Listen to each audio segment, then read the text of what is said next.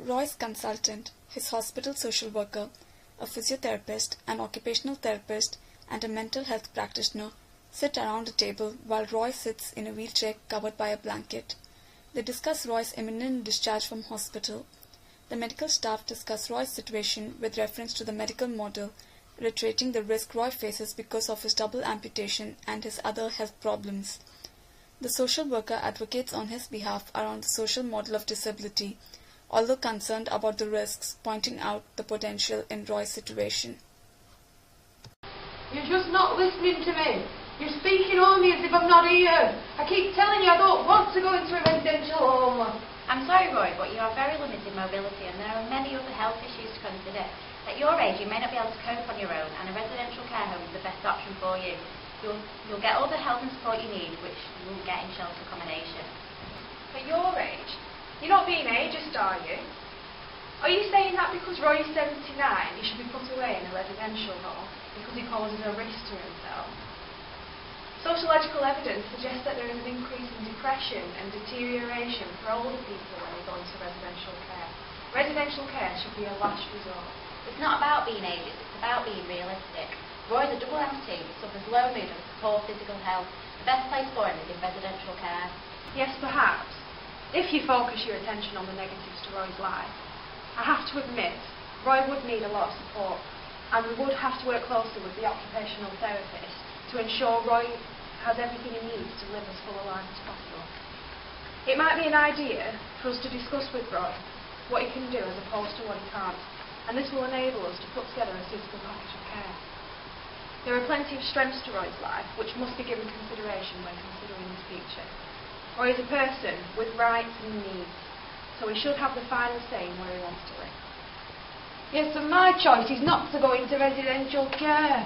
We appreciate how you feel, Roy. You may think that this is what you want at the moment, but you have low moods and depressive thoughts, and that concerns us. Without the 24-hour support from care staff, how would you cope when you begin to feel like this? On carrying out a mental health assessment, Roy discussed that he believed his confusion and depressive thoughts are linked to his long stay in hospital and his own concerns about his health. Do you mind me continuing, Roy? Oh, go ahead. He also disclosed he was suffering anxiety about what would happen to him once he left hospital. The loss of his legs and his ill health has left him feeling in a state of despair. People respond in different ways in different situations, especially in the artificial clinical surroundings like a hospital. On speaking with Roy, given the chance to be independent again, I'm positive we'd see a marked difference in his mood. The fear of residential care being the only option has had a detrimental effect on Roy's mental health. I think we should all be wary about pushing Roy into a direction he doesn't want to go. When a person is feeling unwell, both physically and mentally, it is not uncommon to agree to decisions that are made in haste. It's lucky how Roy knows his mind. Being stuck in here makes me feel depressed. Don't you think I've lost already? If I lost my independence, I'd have nothing else to live for. Yes, well, I suppose when you spell it out like that, I can see your point. But we have to minimise the potential risks, Roy. The main risks are that you have limited physical mobility, difficulty organising your thoughts and making sense of your environment. You're also at risk of further deterioration and even possible dementia. Why can't you understand? I'm not bothered about all this risk stuff. I've worked bloody hard laying cables all my life. I think I can manage to make myself a cup of tea. I just want to live my life my own way. From the work you have already done with Roy, do you think we could work together to find ways of maximising his mobility? Obviously an assessment of Roy's need has to be undertaken, but do you believe there is scope for Roy to live independently and for his needs to be met within the community, or do you think his risks outweigh? Well, I think we should definitely see Roy living within the community as a strong possibility. If Roy wants to get out and about, then we'll probably want a ground floor flat for him. We would also be looking to get an electric wheelchair. When you undertake the assessment of Roy's needs, you will both be able to decide between you how much Roy needs in terms of personal care. If Roy can wash independently, then we can make the appropriate adaptations in the bathroom, and if he is able to do his own cooking, then we can adapt the kitchen appliances to an appropriate height. We'll also have to look at getting him a hoist to get him out of bed in the morning. Okay. Also, there's a lot to consider. It's not impossible. Roy seems determined to make it work for himself, and with the right adaptations and support, I feel he could adjust to his new situation. From what you've both said, feel that assisting Roy to seek a purpose in his life again will have a positive benefit and help to restore his feelings of self-worth. I still have my concerns about the overriding risks that come with Roy living independently.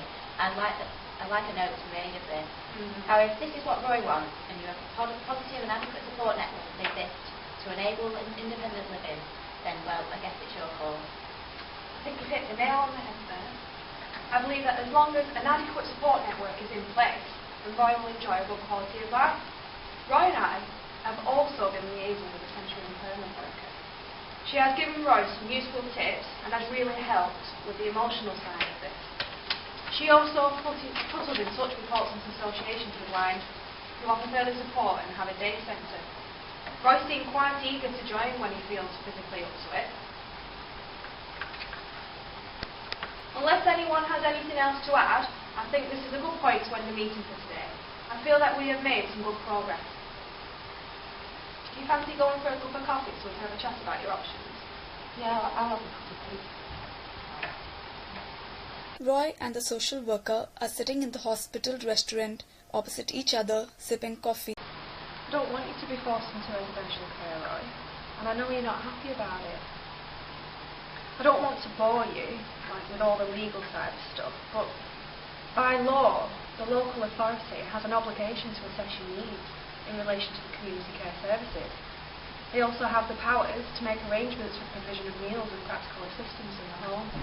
This means they could adapt your home and make it safer and more comfortable to live in. Having this in mind, and with what has been said by the occupational therapist, what do you think, Roy? I know I don't want to go into some bloody old folks' home. I know what happens when they get you in there. You don't come back out. Anyway, I won't be able to please myself in a place like that, would I? All rules and regulations that mushed up food.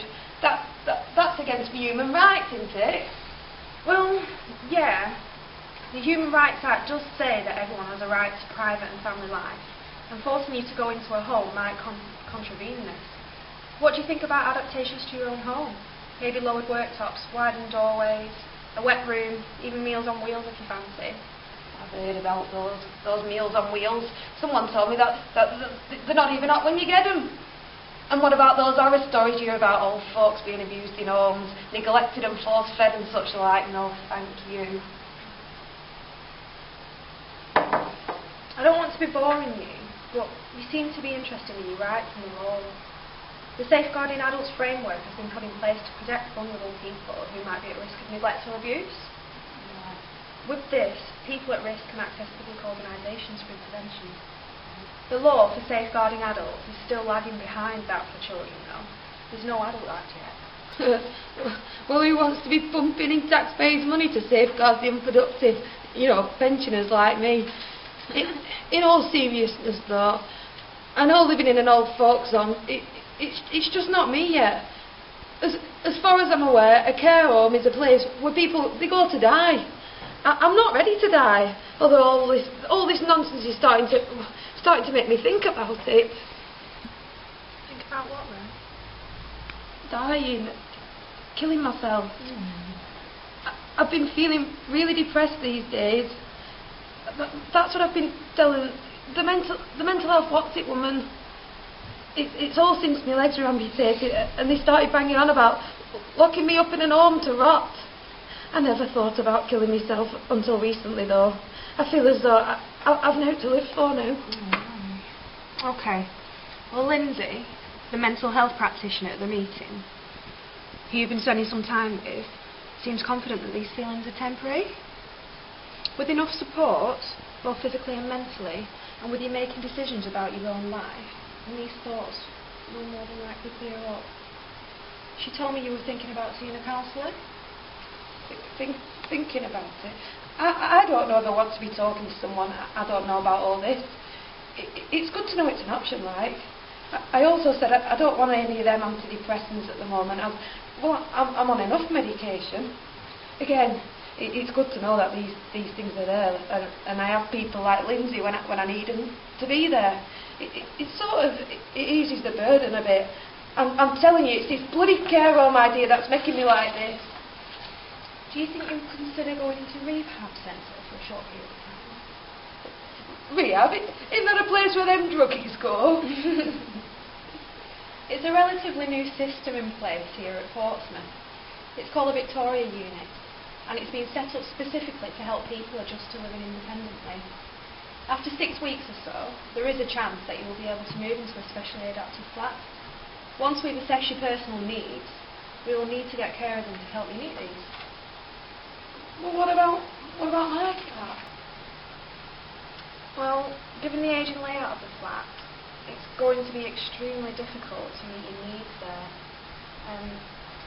Being on the 3rd floor, it's going to be really difficult for you to get out and about, and I'm concerned that you said this is one of the things you're looking forward to. Old age and poverty, yeah. When I was laying them cables, I never thought it'd come to this. No bloody legs. Well, it sounds as good an idea as any, I guess. Better than sitting in a chair and a bleeding over from dawn until dusk. How's it work? How's it work then? Well, the hospital workers and the social care workers realised that the services for people being discharged from hospital with complex care needs just weren't good enough. People just weren't getting the support they needed once they left hospital. So they set up this Victoria unit, which is known as an integrated discharge bureau.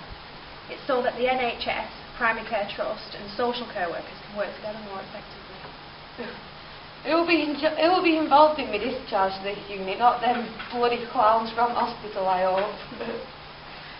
Well, it's going to be the people who you've been working with over these past few weeks, mostly those that are at the meeting, and a few others such as the physiotherapist who you've spent a lot of time with recently. Now you've made the decision, it's a case of everybody working together to put this into place. How long will I be staying? You could stay up to 6 weeks, depending on how quickly you adapt to living independently.